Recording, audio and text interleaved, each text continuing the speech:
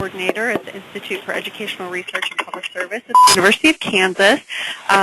Welcome to our joint quarterly webinar for the CCAP and Project Partners. This quarterly webinar is on safe social media marketing, and we're excited to have Jeff Lanza presenting for us. A couple logistics. If you would, please mute your line by pushing *7. Information and instructions are also on your screen.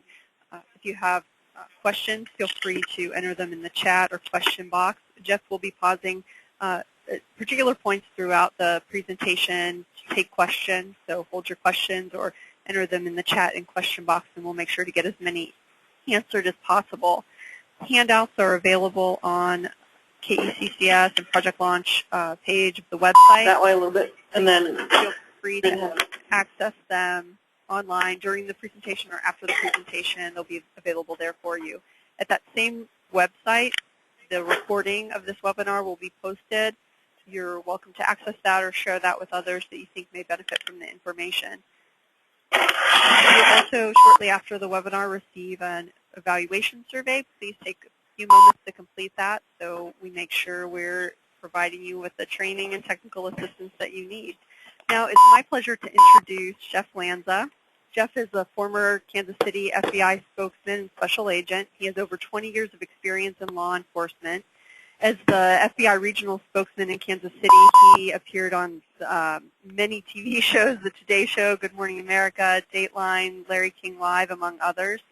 As a retired agent and professional speaker, Jeff has the honor of traveling around the world to deliver keynote addresses. He does a lot of work on topics such as crisis communications, ethics, cybercrime. I had the opportunity to hear Jeff present a couple years ago through the Kansas Public Health Leadership Institute. He has great information, stories, examples to share with you, and we're looking forward to getting that information to you today. So at this point, Jeff, I think Christy has turned the screen over to you, and we will let you get started. Thank you very much, and it's great to be on the webinar with everyone. Thank you, everyone, for joining me. Good morning to, or I should say good afternoon to most of you, and good morning to those on the West Coast and Alaska and Hawaii, if you are on as well. It's my pleasure to present today. I was with the FBI, as you heard in the introduction, for 20 years. Most of my career, I was actually involved in white-collar crime. Well, wait a minute, that doesn't sound right. I investigated white-collar crime. I wasn't involved in white-collar crime. But during the last 4 or 5 years of my career, I started to get more and more involved with cybercrime investigation, as well as public outreach about cybercrime issues. That's what my program is based on today, and it's all been updated to include the latest social media risks. We're actually going to have 3 parts to the presentation today. One has to do with secure marketing through social media, as you can see. The second one will have to do with internet safety for some of the families that you may be working with in your community, for kids and others, and some of the information on there is available to them through the handouts that you'll be getting. And then finally, I was going to talk a little bit about just dealing with the media in a traditional sense.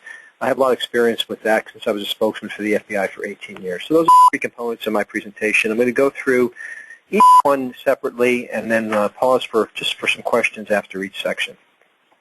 So with that being said, I'm going to get right into it. The first section has to do with secure marketing through social media. And when you really think about it, social media has most certainly arrived, especially in the past couple of years, with all the different social networking sites that people use to communicate. It allows people in the profit-oriented world to connect with customers, promote their products. It allows people in the nonprofit world to connect with their constituents or their people who have a stake in their outcome, the stakeholders, we might call them. And if you look at the actually MySpace logo, I almost took that off because really they're becoming not part of what we're talking about today from a business standpoint or an outreach standpoint. It's much different now. MySpace was purchased by Rupert Murdoch's News Corp in 2005, $580 million, and they're losing lots of people that have sites on MySpace. Their users are moving over to Facebook. About the business implications of social media. And basically, let me back up the slide here for just a minute. All right. Mainly what we're going to focus on here is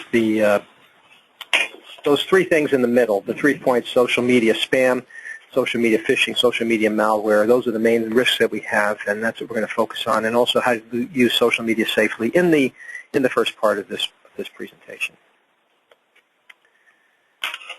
So most of you know what social media is. We're not going to spend too much time on that. You know that we use it to connect with people. The most important components, of course, of these social media sites is the ability to have profiles and friends lists and people that can follow us, for instance. A recent study done by Cisco, the major networking company, showed that 2% of all clicks are on social sites. That's total clicks on the internet, and two-thirds of those clicks are on Facebook, and that's how popular Facebook has gotten. Social networking sites are now more popular than actually web-based email programs. In fact, Boston College is one college, and maybe more than that now, but in 2009, in 2009, Boston College decided to stop issuing email addresses to their incoming freshmen because they weren't using it. They're using Facebook and other social networking sites to communicate. If you look at Facebook itself, and I like to use this example when I talk to groups about the most populated countries in the world. China is the most populated country. Most people know India is the second most populated. Now, Facebook, if it were a country, Facebook would be the third most populated country in the world with over 570 million users. It's really become a phenomenon. Your wife, because I emailed you. Okay. Would it be possible to ask people that are on the webinar to please mute their phones? We're starting to hear some conversations there. You do that by hitting *7. Okay. So Facebook, just for instance, just to show you how popular Facebook is, in West Virginia, we had a guy that burglarized the house, and while he was in the house stealing the occupant's possessions, he actually couldn't resist the temptation to log into his Facebook page and update his status. And, well, as you might imagine, when he logged out of the Facebook page in the victim's house, he actually updated his status, and the status was, oh my gosh, look who's, laugh out loud, breaking into someone's house. And the laugh out loud with the Z on the end is the plural of laugh out loud. And when he left the house, though, he forgot that he had, when he logged into Facebook, he had that little box checked that said, keep me logged in. And so he X'd out of Facebook, didn't log out of Facebook, and the victim found on her computer his Facebook page, and that's how they caught the guy. So Facebook is very popular. Even people burglarizing a house can't resist the temptation to log into their Facebook page. In the corporate world, however, we see social media being used in a variety of different perspectives, and mostly for the in the profit-oriented institution, it's generally a good way to get free PR, and get customer feedback. But that also applies for nonprofits as well, and social service agencies, like many of the people who are on this webinar are employed in those organizations.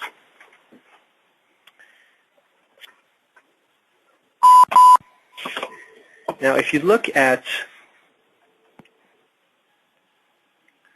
Facebook, for example, one of the most valuable things about Facebook is that you can have groups, and we already talked about friends and profiles, but groups, interest groups, and you might be aware that this past season, 2009 year of 2010, there on Saturday Night Live, Betty White became the host on one of the shows, and the reason why she was host is because a Facebook fan page was started promoting her to be host. Started with one person, and it grew to several thousand, and finally SNL said, "Okay, we get it." But that's how you engage the community. You engage people with interest groups, and you can certainly promote your message in a variety of formats, including lobbying and getting coalitions behind particular issues in the social service field. Twitter's main feature is its ability for people to follow and to update, get updated immediately on status of whoever they're following. And YouTube, of course, has the video feature. YouTube started in 2005 and became a phenomenon. Over 100 million videos uploaded on YouTube. LinkedIn is more of a business-oriented proposition, but it's also not immune from some of the risks, and we'll talk about that as we go through this.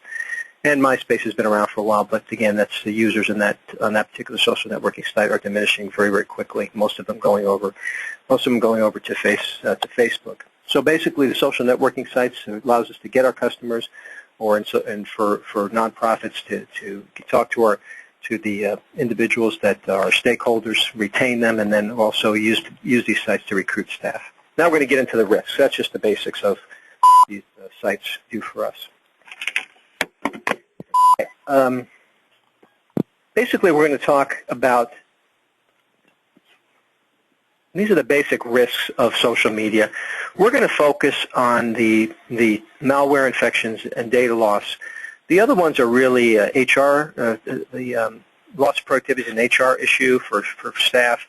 Network performance is an IT issue, and IT support costs are also an IT issue. We're going to focus here on the data loss and malware infections.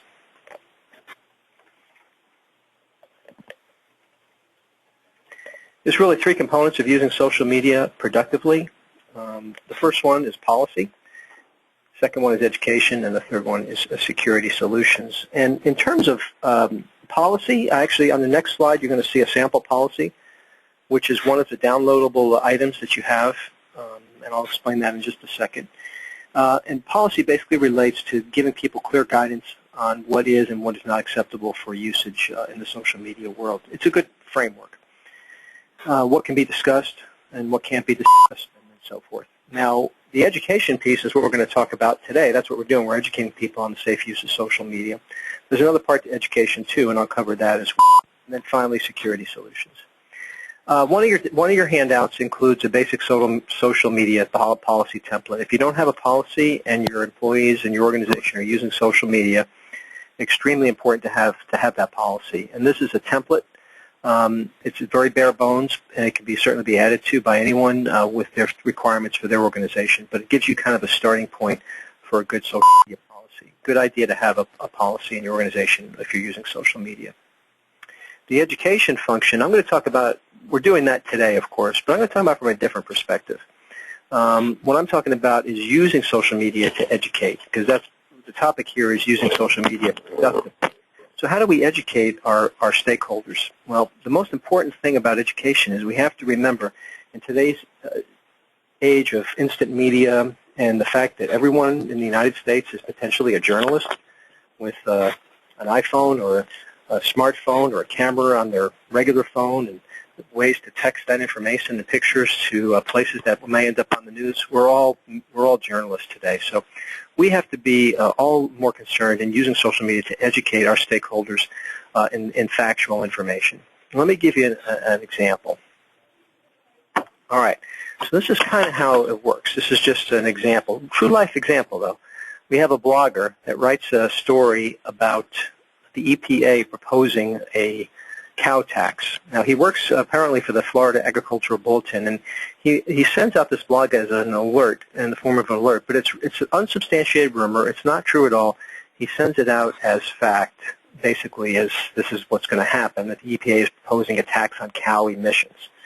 Step two in this world of new journalism, the other bloggers start writing about it, and this is a blog entitled the White Souse blog, where someone titles it, as you can see, taxing cow emissions, but using the slang word for that. And so now they add some new, quote, facts, which aren't really facts, it's just more rumor.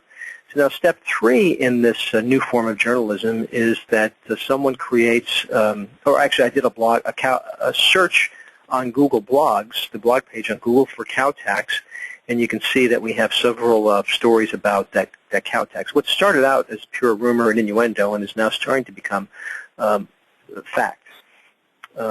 Step four in this process, now we have the mainstream media writing about it. In this case, we have the St. Louis Post-Dispatch writing a story, is taxing cow flatulence the right way to prevent global warming. And step five, now the story becomes, you have a U.S. congressman on the Fox News channel talking about the cow tax. All started with one blogger writing a story, unsubstantiated rumor and innuendo now becomes fact. And that's the world of new journalism today. So it's important for people involved in social media to monitor what's being written about issues that relate to their organization, and make sure that their constituents, their people, their stakeholders, the people in the community that depend on your organization have the facts.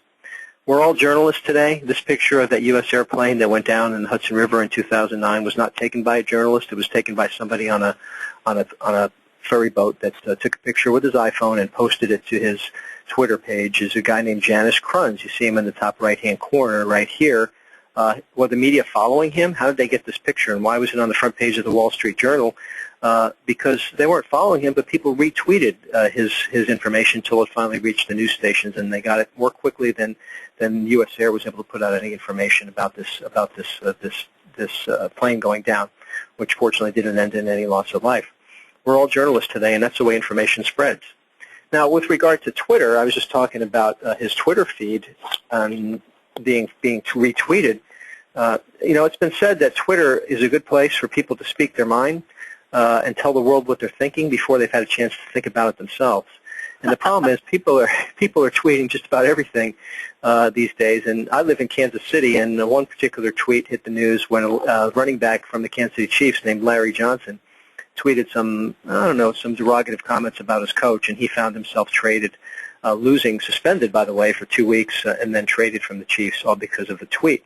So people are paying attention to these things, and there's many examples of how this information gets spread very quickly. Which brings me to the topic of updating your information on your social networking sites, including your websites. In the FBI, I'll give you an example. I retired 3 years ago. We have the FBI main website, and we also have 56 individual websites for all the FBI field offices throughout the country. And if we had a fugitive, let's say, in Kansas City where I worked, and we wanted to get his picture on our website, we really couldn't do that because everything we wanted to do to our website had to go to Washington, where someone looked at it, and we had to find, the IT people or the public relations people that would be involved in updating our website, and that process would take days, if not weeks. And so that's not the way to do business. If you want to effectively use social media, you have to update your websites. Preferably, it should be done by somebody that's in communications in your organization, not an IT person. I mean, IT people can do it, but it'd probably be a delayed process. So, for example, I live in Johnson County, Kansas, so I just use this as an example from, a few months ago, I'm showing how the health department had updated their website and to include information about a meningitis outbreak. They also have a Twitter page, and I think they use it very effectively. Again, this is I use this meningitis example because that's very important information in the public health field for people to have. So anybody following Johnson County would have gotten this information. It's not done by an IT person. This was done by someone in their communications department. The Facebook page, again, updated, including information about meningitis as well. This is an effective use of social media. And if you're not updating on a regular basis, people will not pay attention to it as much, and it won't be as effective for you. You got to have communications people in your organization, or depending on the size of your organization, frontline people, be able to do these type of updates. Now, vaccines are a big contentious issue, I guess you can say, and a lot of you, I see from the list of my participants today, are involved in health-related fields, and there's been a lot of information about vaccines out there causing different things that has no scientific validation. The vaccine correlation with autism is non-existent in a scientific standpoint from purposes of validity and reliability of the studies. But yet we will see sites like this.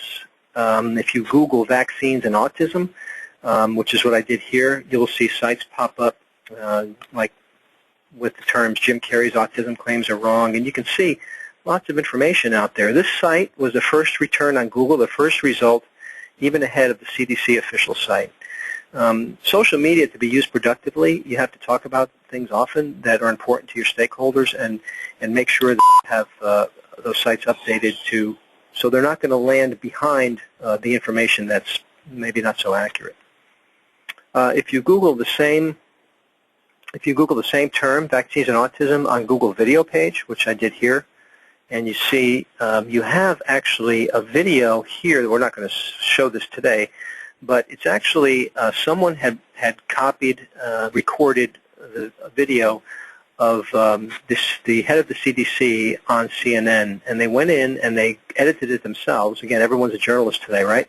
They edited themselves and they put in taking things out of context, putting in comments, and it made it look like the CDC chief was admitting that vaccines contributed to autism or were related to autism. And again, this is not something normal journalists would do, anyone with any type of ethics, but this is the type of thing that's out there and where people are getting their information. And it's so very important that social service agencies talk about the truth and factual information for the people that depend upon them. Okay, so with that as a little bit of a backdrop, let's talk about some of the security solutions. Really, two main types of threats to social media. First has to do with people putting out information that probably shouldn't be published, and the second has to do with social networking sites being attacked. And so that's we're going to focus on each of these. I first want to show you an example. I'd like to scour the media for recent examples in what I'm talking about. So in terms of users publishing information, most of this can be mitigated by the fact that well, if you control the information and who's seeing your information, for example, on Facebook, the settings have to be in such a way that only the people you want to see information get it. For example, friends or friends of friends, and not everyone. Many of the social networking sites have information that is they have settings set so everyone can see a site, and because they want it to be shared by many people, that's how they grow, that's how they place advertising. And we want to set the controls on social media to make sure that it's only going to the people we want to go to.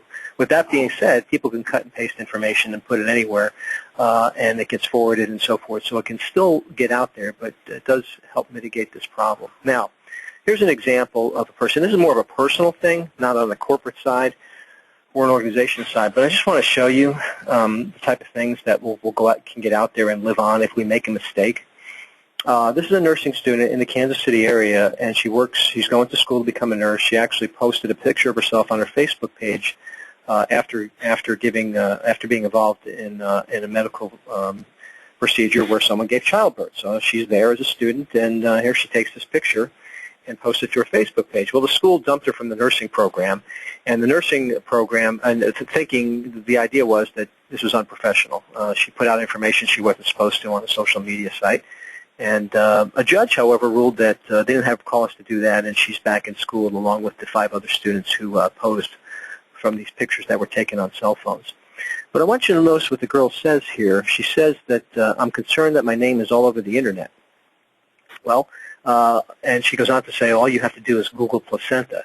Well, if you put information out on the internet, you have to assume it's going to be all over the internet. And if it's something like this, of course, it's going to get forwarded and become viral, and that's exactly what's happened in this case. And we have to be concerned before we hit the send key, before we post, before we text, that what we're doing is what we want to do.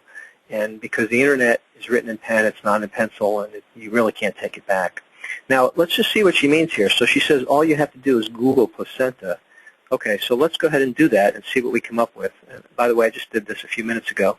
So I did Google placenta on Google, their main page, but I also did it under Google News, and I just Googled the term placenta, which you don't see in the box here. But in any case, look, it does come up. Hundreds of stories, literally there's over 600 stories from around the country, all kind of rehashes of the same story written by the Kansas City Star about this girl. And it'll always be on the internet. She'll never get it off. And we have to be really careful and think about before we post anything, say anything. And this applies not only to our personal lives, but also the corporate situations that we're talking about today.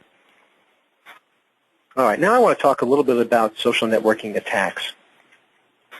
In the old days, people hacked into computers. When I say old days, I don't mean that long ago, because they wanted to show off.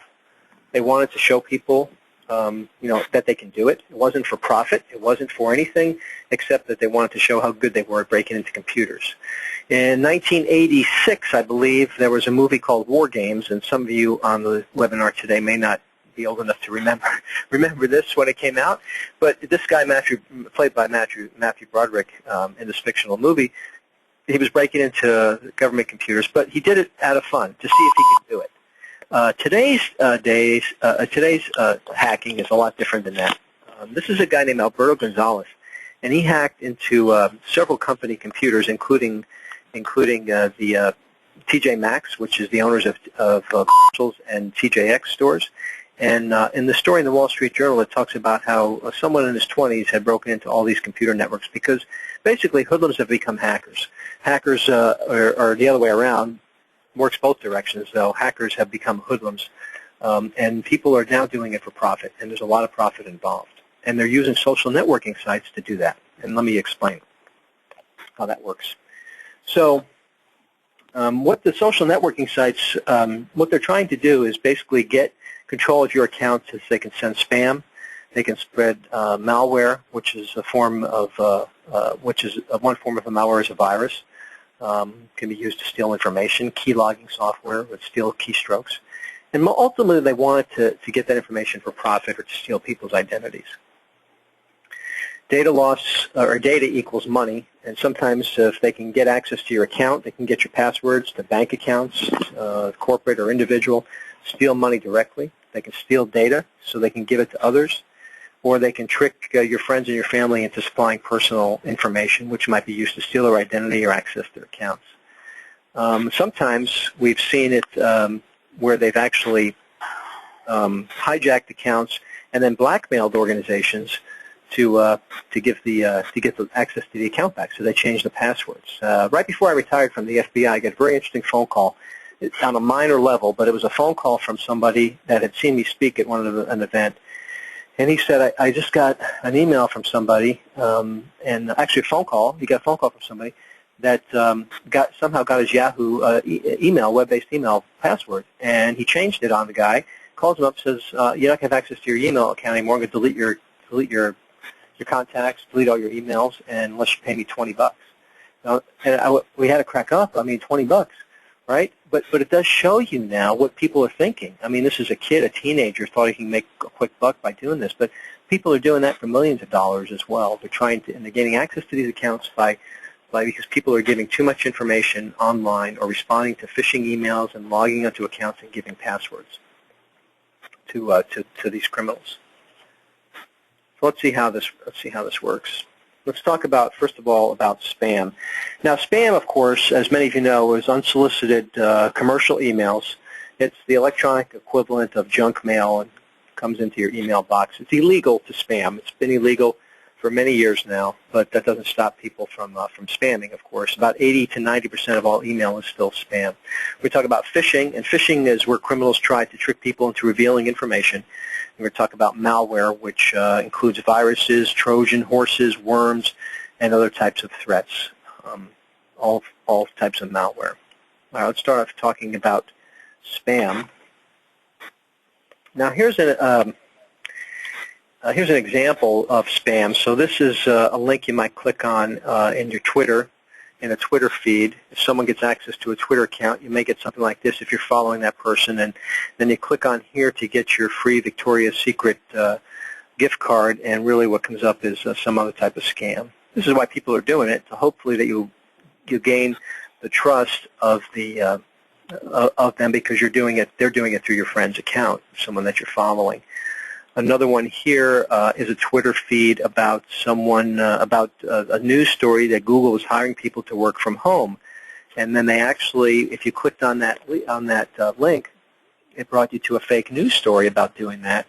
And if you responded to that, of course, you're going to end up sending money or getting involved in some scam, all set up because they're hoping people will click on these Twitter links, the links inside these Twitter feeds. We have to watch out for that, and don't click on any links that you see in these type of links are really not your friend. In these types of feeds, you really don't want to click on a link like that, especially if something that looks suspicious. Here's another one that was sent out, a Twitter feed telling people they can gain in their business, they can gain a lot more followers, or personally if you wanted to. Just click on that, addfollowers.net. These are criminals, again, trying to sell you on a scam, and even if the police take these down, or the FBI does, very difficult to catch these people. More pop up. Now, this person's Facebook account got hijacked, and you can see that he's got a bogus posting on there that that he's taking some kind of miracle pills or something like that. And again, people are thinking if they get a spam email like this, they're thinking they're going to disregard it, right? But if you see it at your friend's Facebook page, you're more likely to respond. This is why spammers and hackers are trying to get into the social networking sites, trying to steal your password so they can post messages like this because it becomes profitable for them. Now, phishing is a kind of related to what we're talking about, but it's a little bit of a different animal. And let's talk about an example of phishing. This is one real live phishing email that was sent out, purporting to be from AOL. This is not from AOL, but it acted like it was. So basically, you click here to verify your account, right here. And this is the idea behind phishing now. They're trying to trick you into clicking on a link, which is going to take you to a bogus site, and then that's what you want to avoid here. All right. So, but anyway, so if you clicked on this link, if you had an AOL account and thought this was something you had to do, click there, and this is the page that popped up. Again, this is a real-life example. This actually happened. So up pops a form that was put together by this guy on the top. The guy on the bottom was a victim. The guy in the bottom filled this out in its entirety, and you can see it asks for not only your personal information, name and address, but your mother's maiden name, your social security number, which is the key to stealing your identity. Lots of information out there, including your credit card, the 3-digit code in the back of your credit card. And this guy on the top did it from his apartment in Queens, New York, on a laptop computer, sent it out to 100,000 people, and believe it or not, 300 people responded. That's why it's called phishing. You're not going to catch everybody, but you just need a few. If you look at these things closely, this is an example of phishing on a personal level. If you look at it closely, you see that mother's maiden name, there's a couple of problems with that. Maiden is spelled incorrectly. And then mother's should have an apostrophe. But companies don't send these out, and the point is, it doesn't matter if there's misspellings or not. If you see any of them, they're not real. And phishing is a big way that banks are getting their accounts hijacked. People are getting their accounts taken over, and it's a big problem in the banking industry as well as others. Another Twitter feed, you can see it's rotating here through some fake URLs that you see. If you click on any of these, you're going to see what happens. I'll show you what happens if you did. Another form of phishing. So it brings you to this page. Now, okay, so now you look at this, and now this looks like a Twitter page, right? So all right, I'm going to log in so I can get those messages. So you put your username, your email address, whatever your username is, probably your email address, then your password, and when you hit sign in, guess what? You just send it to the bad guys, because if you look in the URL here, it looks like Twitter, but it's not. It's actually spelled TVVITER, and it's pretending to be Twitter to steal that information. So then if you got your Twitter account, or your company did, your organization did, had its account hijacked, and all of a sudden all your Twitter followers are going to get messages from them. And so now you have people following your Twitter feeds to learn about meningitis or whatever your issues are that you want to talk to them about, and now they're getting spam and things that about drugs, pharmaceuticals and so forth that they're trying to people are trying to sell to them, and other types of scams. But they think it's coming from you, and that's the problem. So you want to make sure that people in your organization, whenever they log into Twitter, to Facebook, LinkedIn, or any of these social networking sites, that they always log in directly on the site. You put it into your browser. You store it in your browser. Never click on a link to log into Facebook, Twitter, or any of these accounts, because you may be giving that information, that password, to somebody that's not that will use it for these purposes we're talking about. This is not a real Facebook page. So if you got here through a link, you put your email in, your password, you just give it to somebody, and now your Facebook page for your organization is now hijacked, and all your followers or your people that your friends on Facebook will start to get these types of scams. Even LinkedIn is not above all this. People set up fake LinkedIn pages and try to connect to people, be friends with people, or be linked into them. And then when they get linked in, they have these messages to see, pornographic pictures or nude pictures. And when they click on those links, up pops some sort of program, some sort of pop-up that says, hey, you got to click here. Your Adobe Flash is out of date, or you need software to play that video. And some people might get tricked because they want to see that video or that picture. Here's one that pops up. This has been very common. You get a Facebook message from a friend. Their friend's account's been hijacked. You don't know that. So instead of going to your Facebook page to log in, you click on the link. It says you want to play this video of you or whatever it is that your friend wants you to play. You download that flash video, and you've just put a malware program on your system that could potentially steal information off your computer. So there's similar things here, same type of thing. The message is clear with these types of things. You never ever click on links inside any types of Facebook or email messages in Facebook or Twitter that you get. You always want to go directly to the page to log in. Don't give people potentially give these hijackers, we'll call them, that information. This is one that went out from Twitter. This guy. He was sending out, it looks like it was a virus, and if you clicked on those links again, it brought you to where you, oops, excuse me, you got bogus software on your page there. All right, so overwhelmed, I'll be honest, but it is what it is. Okay, so in closing on this particular section, I just want to stress that social media is a huge benefit to organizations, but it can also be a danger. Many organizations believe that they're very concerned about the risks of social media and so forth. So let me give you a couple of examples.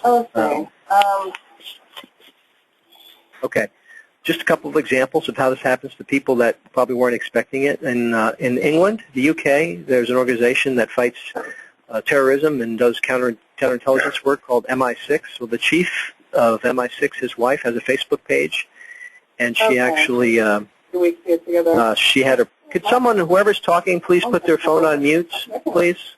It is my fault too. I should be checking it more, but it is his fault because I'm asking him at home, and he's telling me different stories. So this is an awakening. Okay. I don't know if anybody else is hearing that, but if anyone's phone is not on mute, would you please do so, please? Okay. So the MI6 chief's wife actually revealed information, and up to 200 million people could have seen her information revealing personal details, and became a national security risk. This was just someone clicking on Twitter pages, Twitter feeds, again, what we're talking about, clicking on those links, and the results, you get malware infections that get your computer potentially taken over. And then this is an example, right? Again, it shouldn't happen, and this a high-profile person like this, but the chairman of the chairman of the FCC had his Facebook account hacked into, and all his friends got a message that Adam got me started making money with this link, with this, and they had clicked on a link that brought them to a bogus page. Is the previous work still contributing to that? Yes, this is Christy, and I wanted to just reiterate the importance of putting your phone on mute. I know that you have reiterated it, but we're still having a problem with being able to overhear the conversation.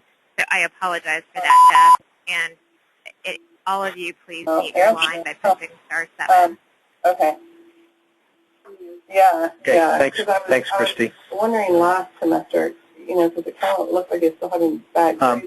I guess the offending party hasn't heard what you have to say. But in any case, if you're talking about your semester, we can hear you. As I just set up the mail. Sam. Okay. Okay.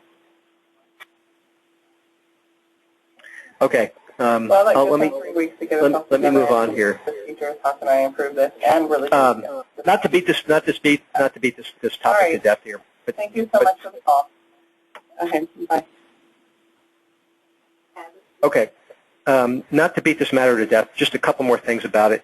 Why does someone want to hijack your Facebook page? And again, for instance, this is my Yahoo email folder for spam. This is where spam goes, and you see I'm getting stock alerts and drug alerts and all spam. It goes there. I don't even see them. So people are not paying attention to spam as much as they used to, and that's why they want to get you these messages to you via Facebook. So you get something on your Facebook. I did. What are you doing in this video? If you click here, again, it brings you to a fake login page, and then that's how they get to hijack your Facebook page. If they hijack your Facebook page, all your friends might get a message like this: I'm stranded in Malaysia, send money, I've been attacked and robbed, I need money to pay my hotel bill. And people are getting these all over the country, and there have been people that have actually taken action, sent money, wire transferred money. I got a message from somebody in Facebook that said, hey, I'm your namesake. His name is Jeff Lanza. So I got a message from Jeff Lanza, me, right? So he's got my same name, and oh, by the way, he's a gold dealer in Liberia. How many people do you think in Liberia are named Jeff Lanza? So, you know, these suspicious things, of course, should be disregarded. But it's not all bad news. The social networking has worked for us as well. This is the first in January 2009, at least that we're aware of, where the police department put a picture of a criminal on Facebook. I also want you to be aware, if you're using these social networking sites, that the most popular passwords in the United States that you see listed here, including the fourth most popular password, is the word password. So please make your passwords hard to guess. Don't share them with anyone else. Of course, your administrators and your IT people need access to the systems, but that's your own personal password is your own, and you should not share that with anybody. And make sure that if you take work home, that you should not do it on your home computer. You should, most cases, it's not safe to do that, especially if you have teenagers in the house that may have programs on their computer that, like LimeWire, which opens up all your files to potential people on LimeWire on a worldwide basis. So try to do these types of activities, social networking, on computers that are only your own or ones that are at work, and make sure that, of course, they're protected. All right, so the risks from social media are real. They're real and personal. They're real for your personal life as well as your organization. And the trend is up. It's not going down. It's starting to go up. That's what we've seen. So I'm not saying don't use it. I'm just saying be really careful when you use it. So using it safely, I'm just going to close with a couple of slides here. First of all, have a policy and make sure your organization addresses these things that we've talked about so far today. Secure passwords. You know, ideally, I guess the IT people would tell you 14 characters is the minimum. Safe password with special characters and upper and lower case. That's what we'll say. But at least have something that's not the word password. Don't have something that's 1, 2, 3, 4, 5, 6. And most computer networks and organizations won't allow you to do that anyway. But for Facebook, you could, and you probably should have something a little more difficult that people won't be able to guess. All right. Don't provide personal information by default. Check the settings on Facebook and other social networking sites to make sure you're not sharing information with people that you don't want to. Think before you post pictures. Remember, the internet, pictures will live on forever, and be careful about what you post. You don't want to be embarrassed later. More about that in the next section. And just, if you think about it this way, just think about everyone can see everything that you post, because that truly is potentially the case. So be careful about what you put out there. And make sure that your computers and your organization are protected with not only up-to-date security software and firewalls, but that people have been trained, and also networks are protected as well. All right. If the email doesn't look good, if it looks suspicious, don't do it. We're the best defense. Common sense is the best defense against these type of things. All right. And watch out for unsolicited invitations from people that you don't know. Those usually spell problems. Sometime I speak to Brianna. Okay. So finally, on this section, remember, they're out there. They have a financial motivation. The crooks are getting better at it, and we're getting better at protecting ourselves, but we have a long way to go. So I think what we've talked about today may help in your organization. All right. Now, I'm going on to another section here, but I promised that I would stop momentarily to see if there were any questions based on the first section that we've just covered so far. So we've got about 45 minutes, which is about the amount of time I had allocated for this. Does anybody, Christy, has anybody given any questions, provided any questions that we want to answer right now?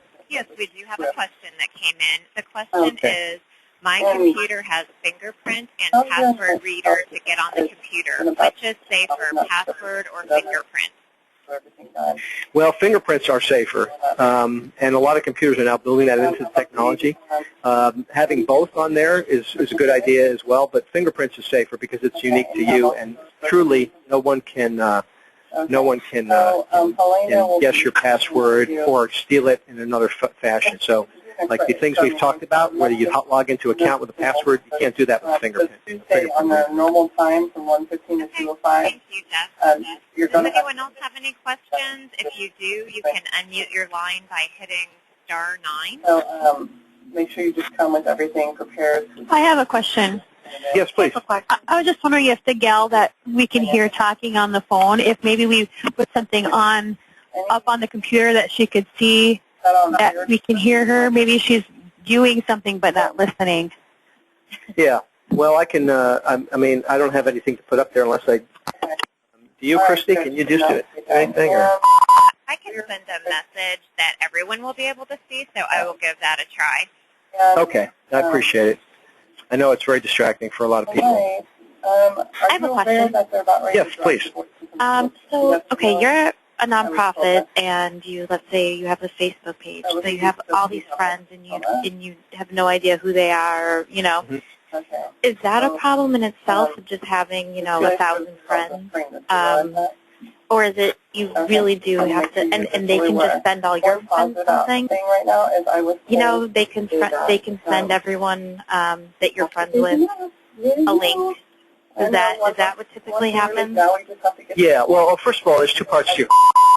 The first part. Yeah. Sorry, I don't know if I'm making sense. Yeah. No, that's okay. I think what you're asking is it a problem to have? First of all, is it a problem to have too many friends or lots of friends that you don't even know who they are?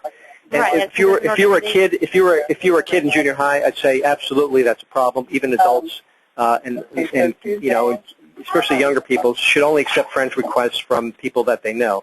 But now when you're using it in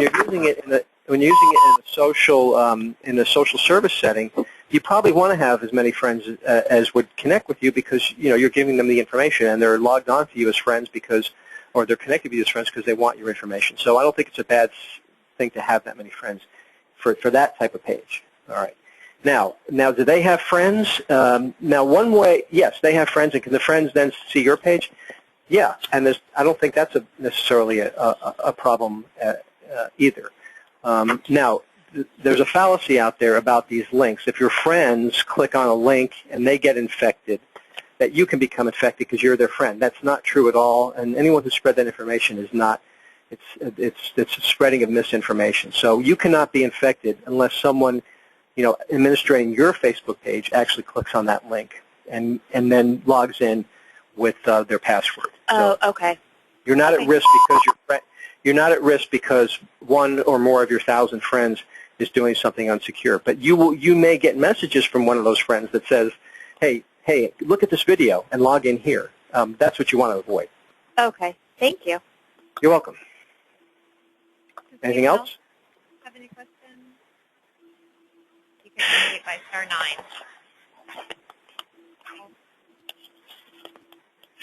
I wanted to ask, how do you know if you're infected or not by your Facebook or Twitter?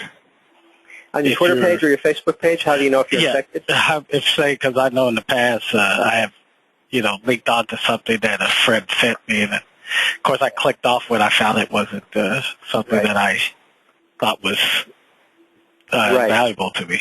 Yeah, two things. If you clicked on a link and they wanted you to download something and you did not download that thing, you're probably not infected. But if for some reason you might have or you don't know, if you have a good security software program on your computer, and which you should all have, that should be running on a regular basis. It usually will find something like that and let you know or eliminate the threat. So you probably, if you have software security, a software security suite, that probably would have found that already and helped you get through that. If you did what you just described, a lot of times you'll find out when your friends get a message saying that you've been kidnapped in London and you need some money. So if you haven't seen anything like that, if no one calls you up and said, hey, I just got an email from that, said I need you to wire transfer your money. So if that hasn't happened, you're probably okay.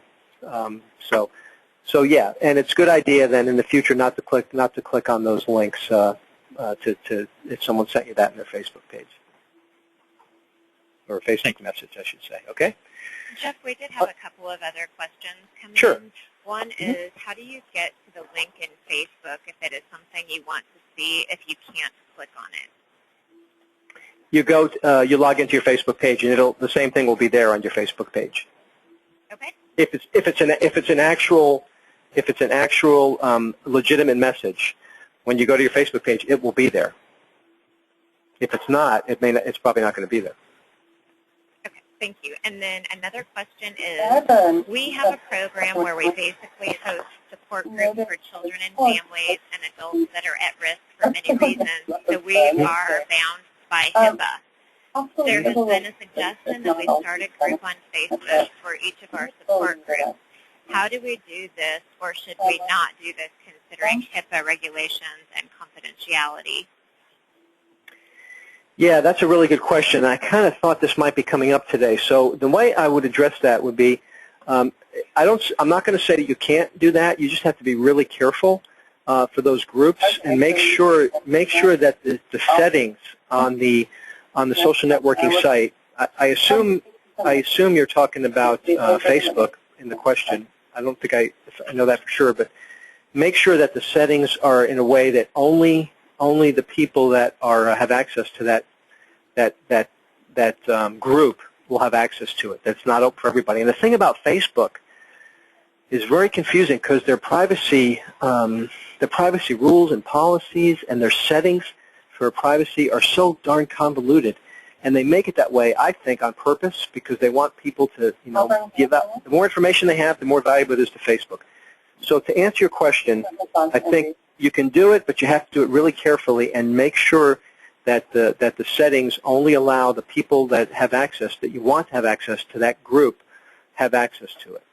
And you want to play around with that a little bit to make sure that that's the case. And they change their privacy page all the time. So if I told you how to do it today, tomorrow they could change it. But I'm going to, in my next section, I have a little slide or one or two slides about Facebook privacy settings. I have a follow-up. A follow-up question to the question you just answered. Mm-hmm. If you have, however, let's say you have people who join that group, Mm-hmm. so will whatever they post on that group site show up in their own individual Facebook account also? Okay. You're asking if they post something on that group page, will it show up on their own Facebook page? If they're a member of that group, I think it will. So actually, they were to say something, like let's say something got in a group meeting, and that person went on to Facebook and commented about what happened the night before in that group page, it would also show up on their own individual page, which means we would breach confidentiality. Yeah. If that person took that step of commenting anything that was confidential on the page outside of the group page, yes, then that information is out there. Correct. But if they posted their comments to the group page, wouldn't it still show up in their own individual account? Yeah, I've been in chairs with that. And then I ended up. Oh, but I only think that I'm not 100% sure, but I think only the people that in that group would be able to see those postings. Even if in other words, you could see that person's in the page, but unless you remember that group, you wouldn't see that particular posting.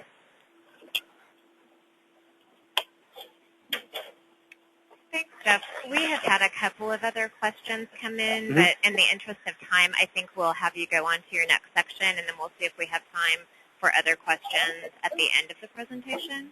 Okay, excellent. Did you put that message up about someone not talking anymore?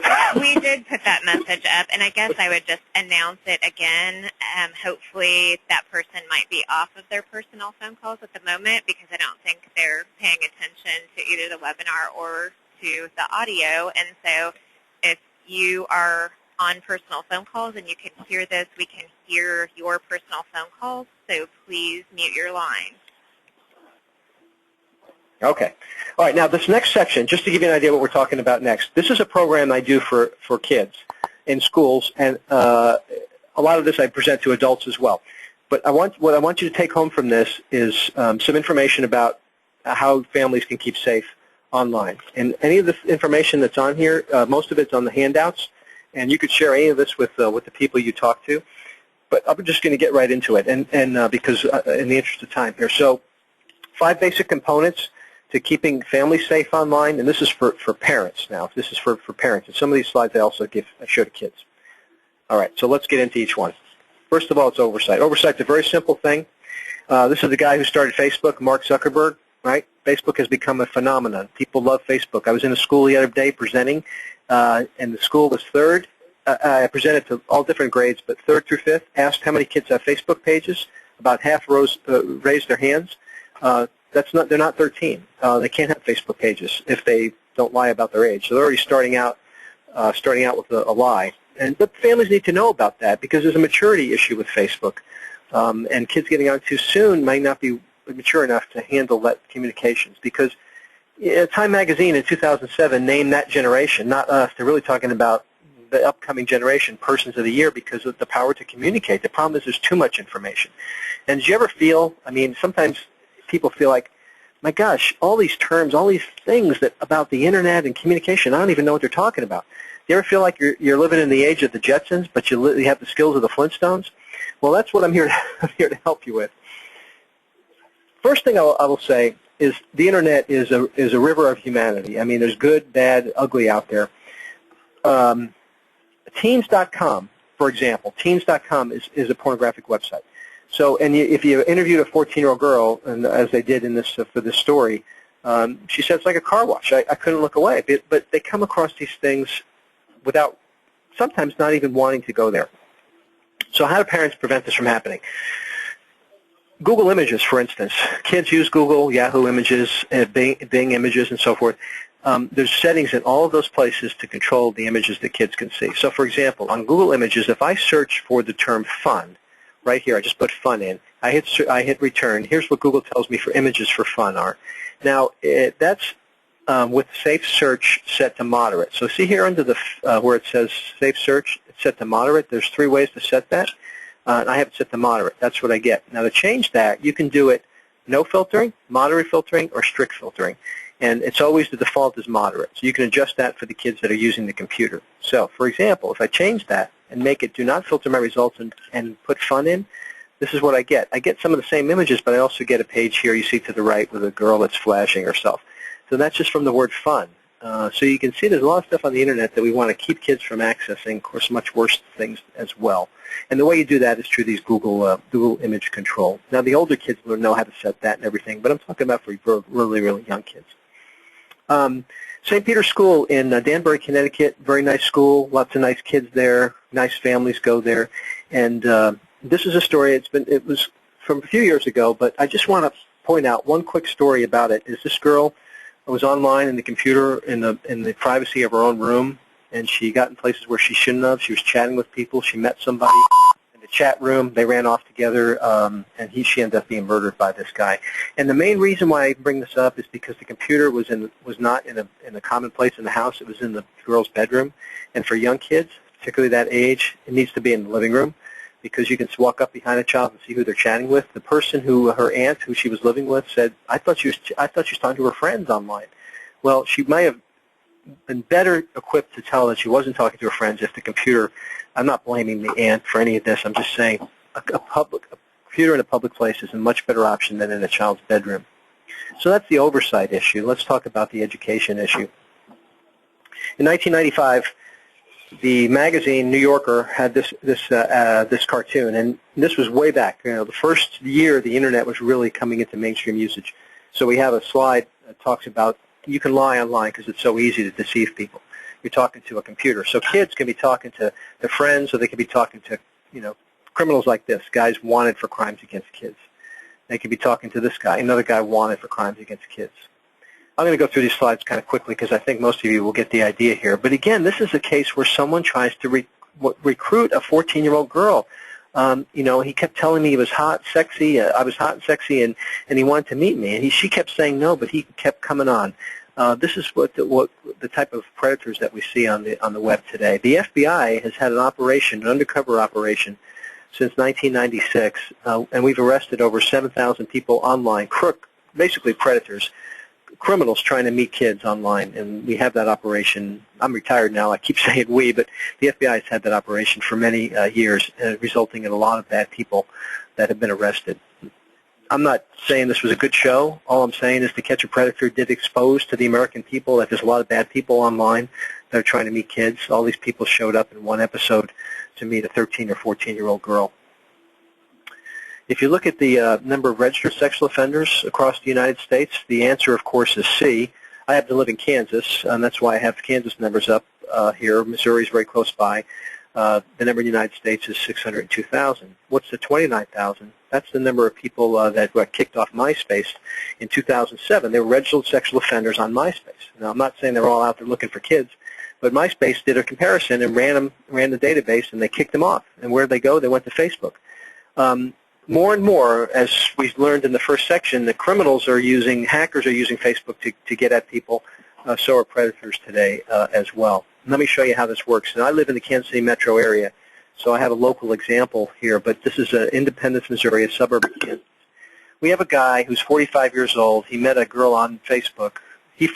Her age was 13. He said, at first, until he groomed her, why he was grooming her, he said his age was 13. Then it was 14. Then it was 20. Turned out he was 45. By the time he already groomed her, when he came to meet her, he ended up molesting her. But they first met on Facebook. And this is why it's so important for kids at a very young age to be educated. And that's what we're talking about now, educating people and kids about the dangers of these social networking sites. Facebook is a treasure trove of information, and that's where predators are going. It tells you what school they go to. It tells you your real name. It tells you, in some cases, people putting their birth date out there. It's easy to lie online. This guy has a MySpace page. I know MySpace isn't that popular anymore, but here's Danny's profile on MySpace. You see what a common profile looks like. But here's his other profile. He's a sexual offender, and he's wanted for crimes against kids, as you can see here. And it's the same person. So he's not going to tell you that. So you can also lie by omission. All right, communication is a big factor as well. When I talk about communication, I see, and I'm not saying telling people how they should communicate with their kids and their family and the dynamics of that. I'm not an expert in that area, but I will tell you that the problems we've seen where kids have been victimized online, a lot of it has had to do with lack of communication about what's going on in the computer. Let me give you an example about how good communication maybe saved the girl from being hurt. This is a guy who is a swim coach in Kansas City. He was communicating with a 14-year-old girl from his house here in an area, a very nice suburb of Kansas City, and he sent her some inappropriate messages. A lot of kids that age, they don't want to tell their parents that they've got a suspicious message or something, a weird picture someone sent them, or because they're afraid the parents will take their computer away or maybe take text messaging away. They don't want that to happen. So there's a lack of communication there, and this girl didn't feel that way. The girl that got a message from this guy told her parents, told the FBI, and this guy was arrested before he had a chance to harm her or anybody else. But it had to do with good communication, and kids should not feel like they're encumbered when it comes to talking to their parents about some of these issues, because they're on the internet enough, there's going to be issues, and we want parents to know about it. I also talk a lot about cyberbullying, and about 15% of kids in real life said they've been bullied, and online it's a lot more. Because you're talking to a computer, you don't see people's reaction, and you don't see the fact that how much your bullying can hurt somebody. So bullying online is a lot higher than it is in real life. And this is, again, about education, because we're talking to kids. We want to tell kids about how not to do it and what to do if they get bullied. Recent survey this past October shows more than half high school kids said they were bullied or are bullying someone. And you can get that study if you like. Here's one from Missouri. All right, so you got a girl who goes to jail because of this. She set up a whole website. She was bullying someone. She went online, created a website with the victim's name, but that wasn't all. She had the victim's name and a little nasty four-letter word in here. Set up a website. That's all to bully this one girl.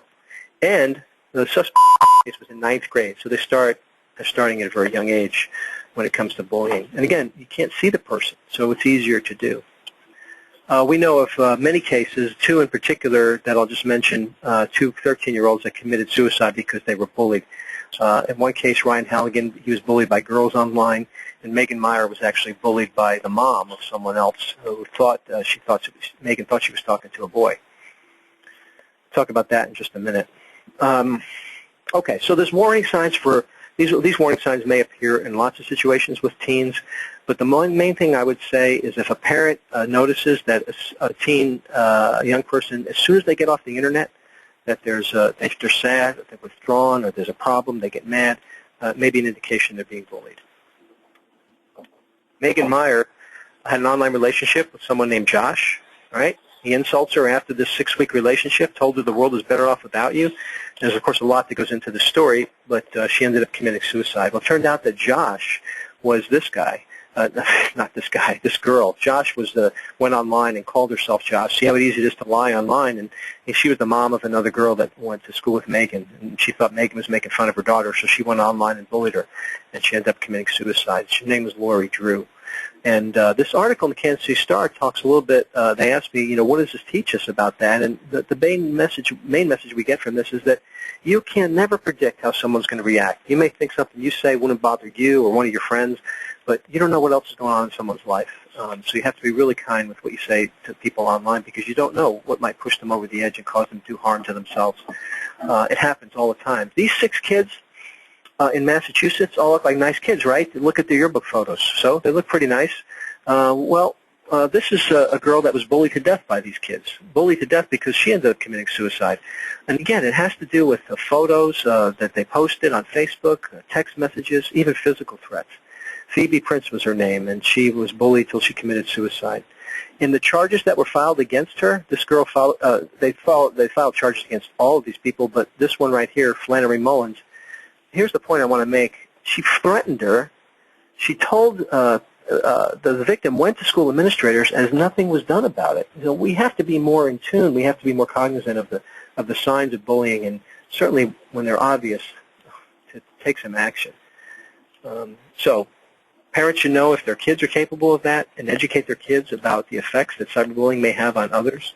Students should be taught to help other kids if they see in trouble, and schools should never ignore the signs of bullying because it's a significant issue right now. 3 more cases right here profiled in this story. Obama, by the way, President Obama took time out of his busy schedule to actually do an online address about the bullying problem after these cases took place in October.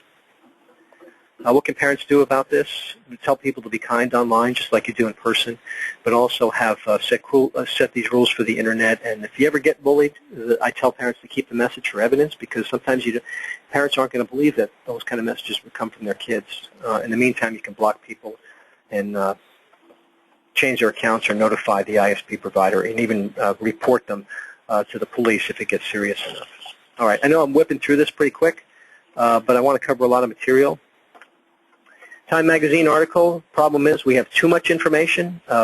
We share lots of information that maybe we shouldn't.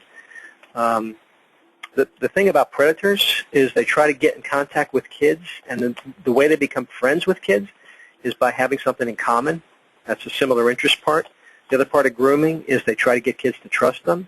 They're always going to agree with anything they said. You can tell me anything, and they try to get kids to keep things a secret. What I tell kids is, if someone says to you, we got to keep this a secret, that's when you tell somebody. You can keep secrets with your friends, but if somebody you met online, you shouldn't be meeting strangers online anyway, tells you to keep something a secret, that's when you tell somebody, a parent, an adult, someone at school that can help you.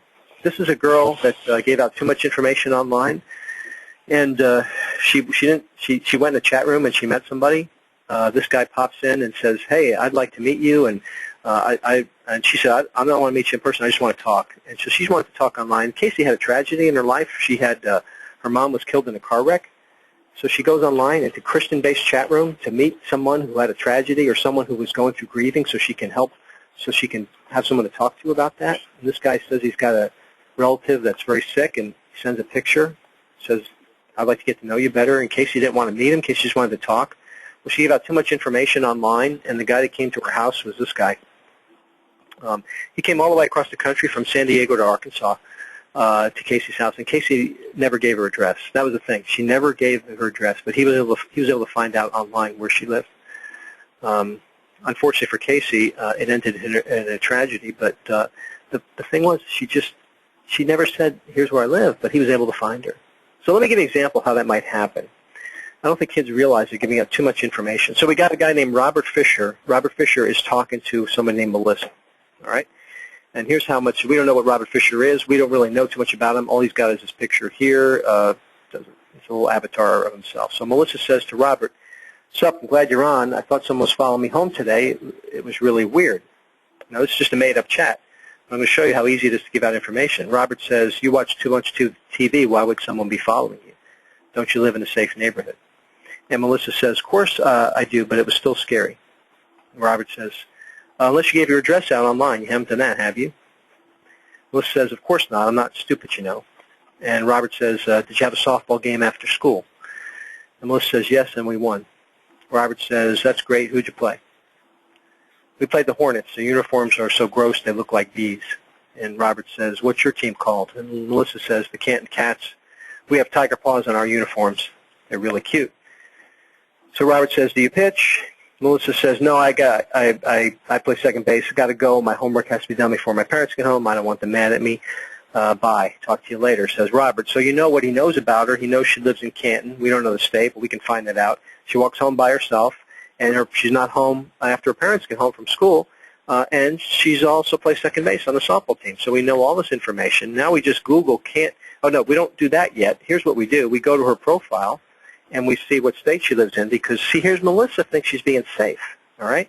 She's not putting her city. She's just putting her state, all right? And she's putting her birth date, not her day of birth, not her just the year, not specific, more specific than that. So she thinks she's being safe, but combine that with the chat, now we know how to find her.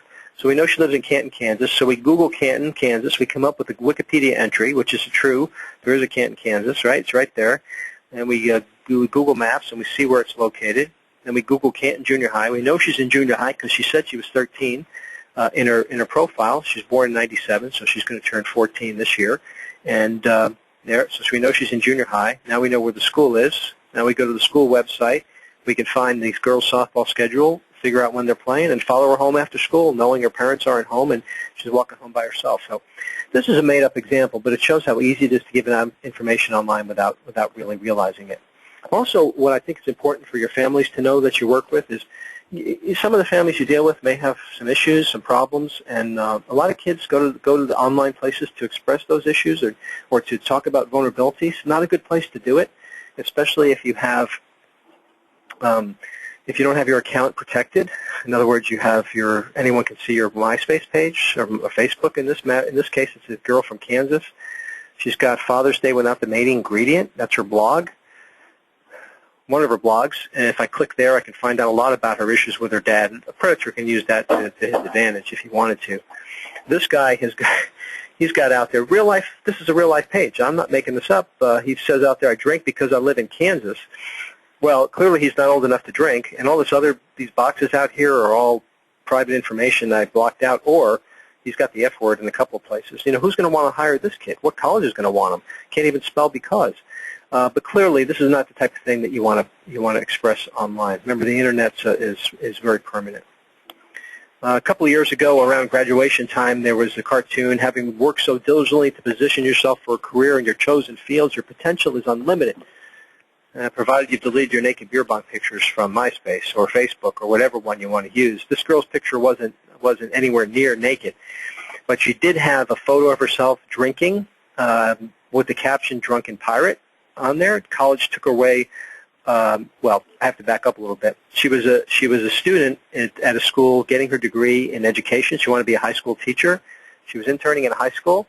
And true story, her name is Stacy Snyder. The school saw this picture 3 weeks before she was getting ready to graduate. They saw the picture where she was interning, and they said, "We don't want you interning in our high school anymore."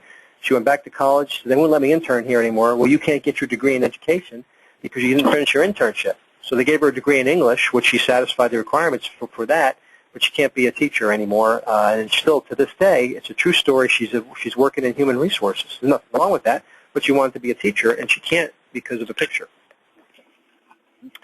Yes, there is a girl, someone named Crystal Ball.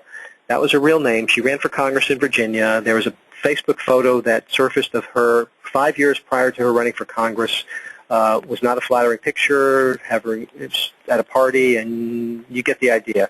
That surfaced during her campaign. Pictures are permanent. We have to watch what we post because it may come back to haunt us at some point in our lives. Whether you're running for office or or anything, jobs, friends, family. Pictures are permanent, and even if you take them down off your Facebook page, they could have easily been cut and pasted and put on someone else's page, and you'll never get them back. You totally lose control of that. I mentioned earlier, I was going to just touch on this. On Facebook, you want to control your privacy settings. So back up here, you go to the privacy page on Facebook, and these change all the time how they do this, but there's always going to be privacy settings. And basically, you want only your friends to see your page. Only people that you approve as your friends to see your page. Now, again, in your organization, if you're doing it at a business level, you want to approve your friends, and you can have lots of friends. For young people, you only want to have friends that you know. All right, and you can actually see how someone sees your profile by typing in their name. All right, I talked about the privacy rules. The U.S. Constitution has 4,000 words plus. The Facebook's privacy policy has 5,000 words. It's very convoluted. It's difficult to understand. They don't protect your privacy unless you make your privacy, unless you take that into your own hands. They like to sell your information and use it for financial gain. That's what they do. That's why your Facebook account is free. This is a friend of mine on Facebook. He doesn't have his religious views out there, but he's got his birth date out there, which can lead to identity theft. So you don't want to put that information on your Facebook page. You can have your birthday, if you want to say January 7th, people can wish you a happy birthday. Don't put the year attached to that. This girl has a Facebook page that's not private, and we learned from her that she likes the Weather Channel. Well, I mean, that's an exciting life for you. But if you were clicking on someone's page, that's a young kid, you want to find this. Only your friends want to be able to see this. And this was an actual page. I clicked on a friend of a friend, and she told me people who aren't friends with her can only see cannot see her profile. So that's the way you want your youngest people to have in your family, and in your the people that in your community as well. Very quickly, I already talked about this. Identity theft is a big issue. Don't reveal that on Facebook or your birth date. Don't reveal your vacation plans. There's a website that was set up called PleaseRobMe.com, and they were collecting information from Facebook and Twitter feeds when people were going on vacation, posting it to make a point. People know that you're gone. Put your home address on there. These people were arrested breaking into homes where people were on vacation. Don't confess to anything.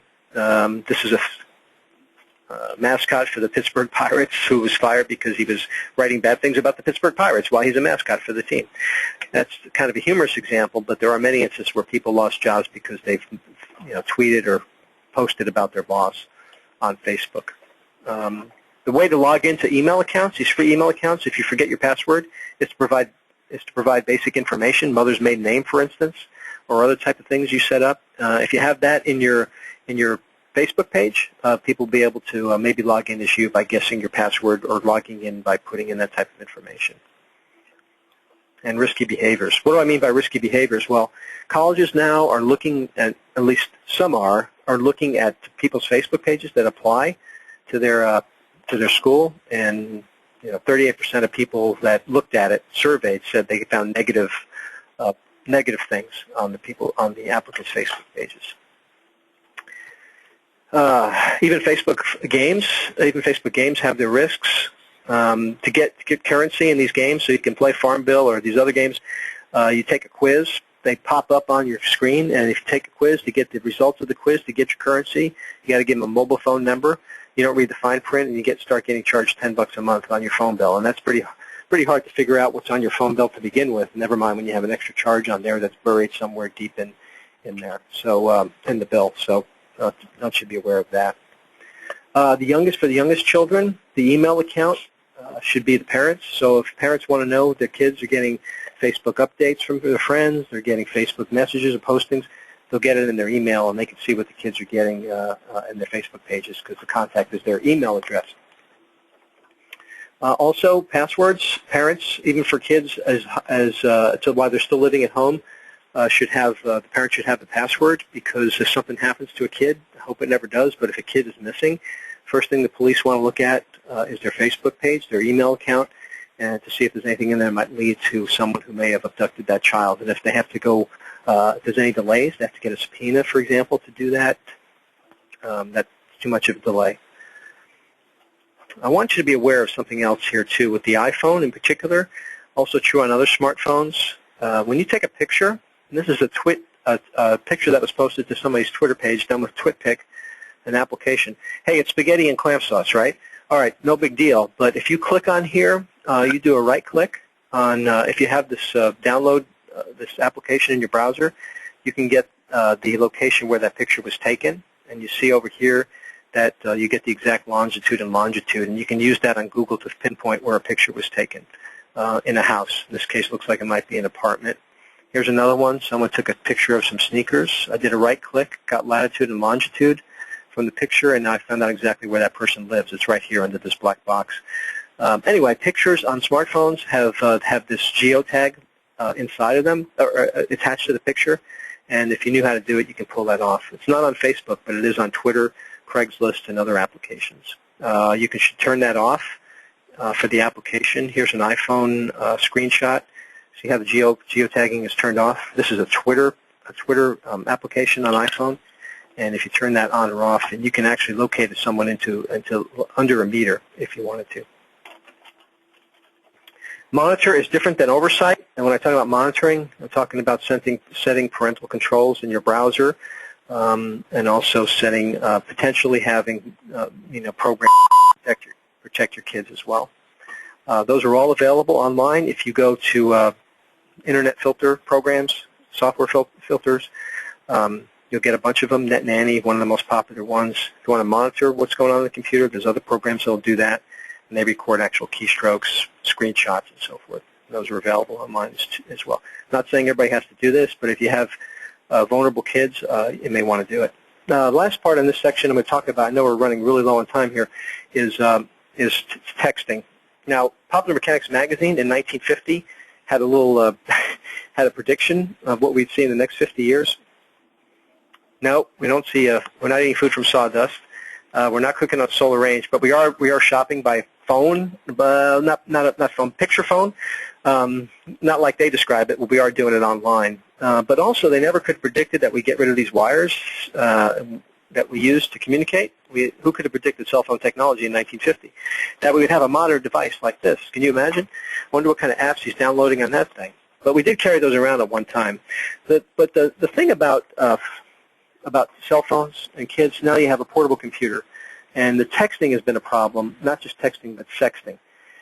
Last week in the Kansas City Star, there was a letter to Dear Abby, and I just put this in there because it has to do with a kid who wants his girlfriend to go in a girl's locker room and take pictures of her classmates, and he's threatening to break up with her if she doesn't do that. Prove how much you love me, that kind of thing. I mean, what kind of things are people thinking when you see these type of issues come up? But the bottom line is that kids are being prosecuted for sexting. Sexting involves sending pictures of yourself or anyone, for that matter, that are pornographic in some stage of unclothing. The thing about it is, people say, well, you shouldn't be prosecuting teens for this. I mean, they're just kids. They're doing stupid things.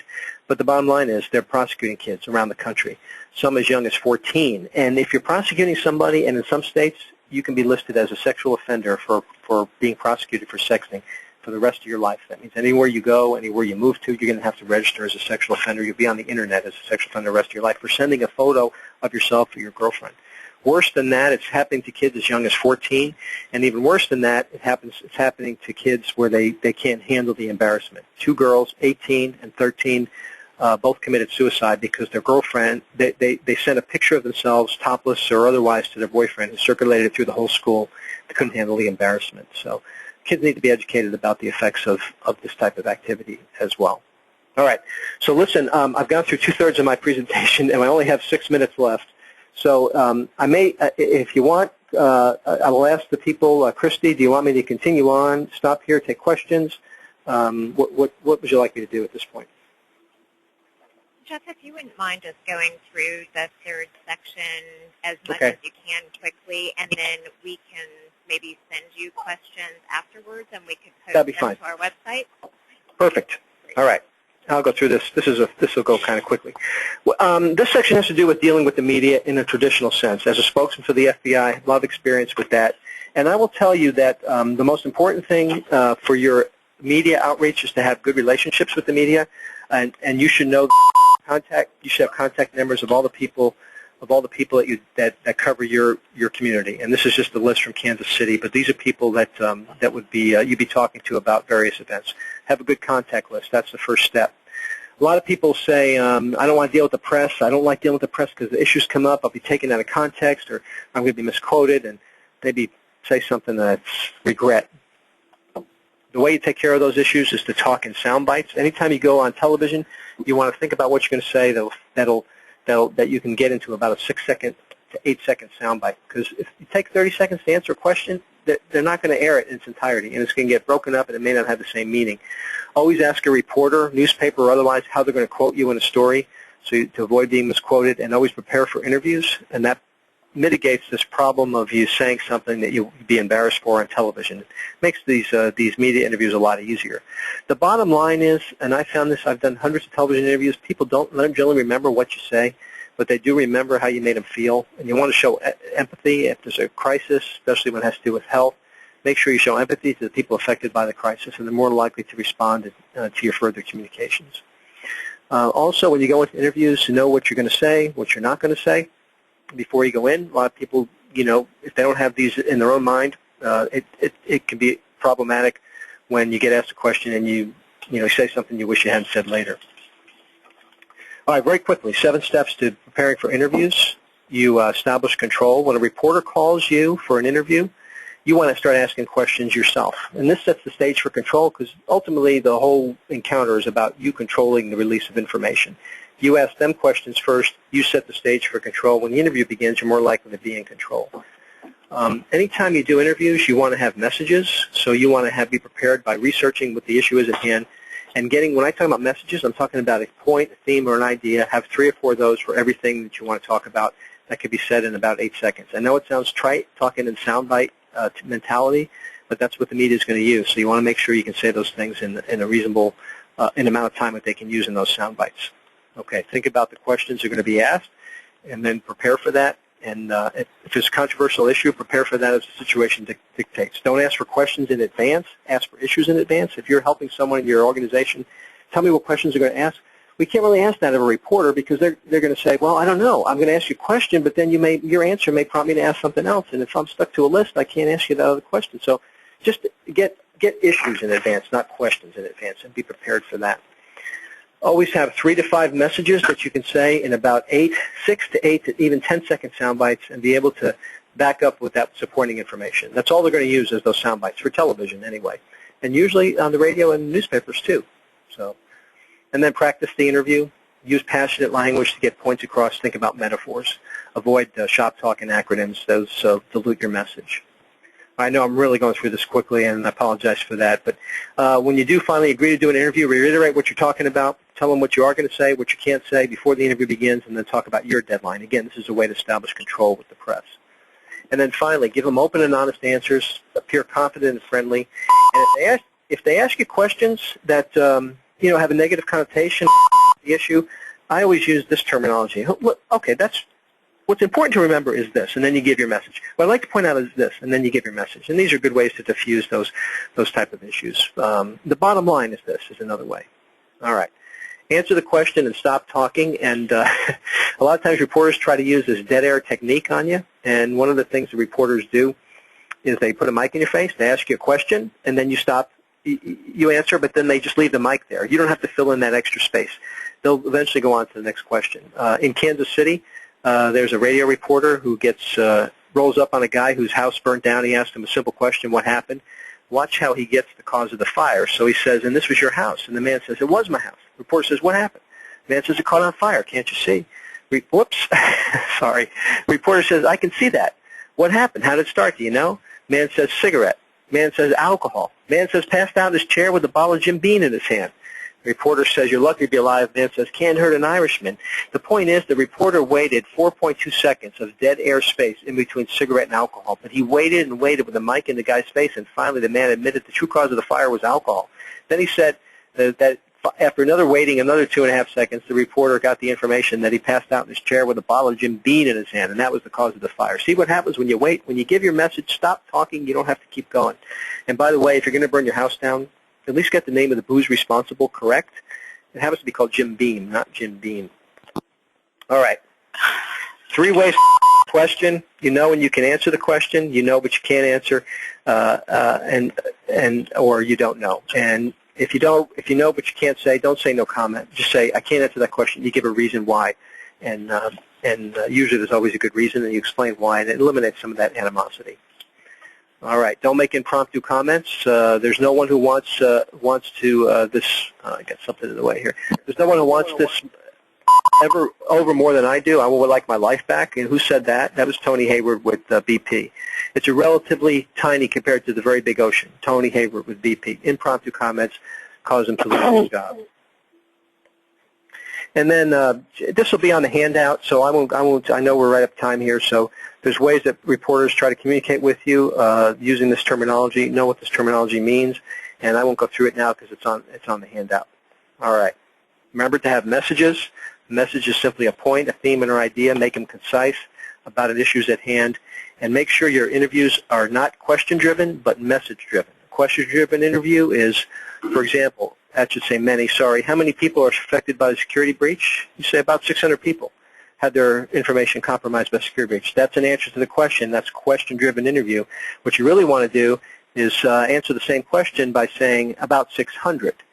Then you give your message. But one would have been too many. We consider this very serious, taking steps to help employees and so forth. So now you're giving your statement of empathy, plus you're telling people how you're handling the situation, and in your 8-second soundbite terminology. So that works really well. All right. So again, it's all about 8 seconds, and then when a reporter asks you at the end of an interview anything else you want to add, you repeat those messages. Technique. All right. I'm gonna just, these are just examples from my career, and I'm just going to skip over that. Let's see. Let's go down here. All right.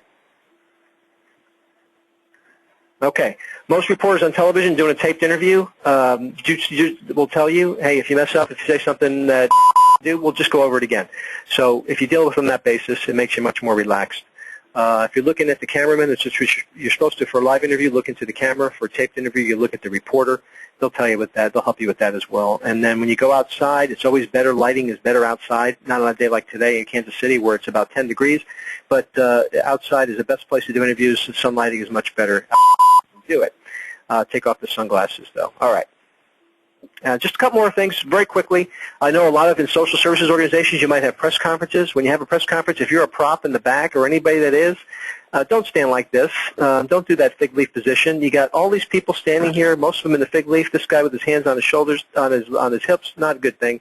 This lady here even is standing in the fig leaf. You don't do that. It just doesn't look, it's not professional. Keep your hands by your sides. They're the best place for them. All right. When you do interviews, this is a picture of me doing an interview.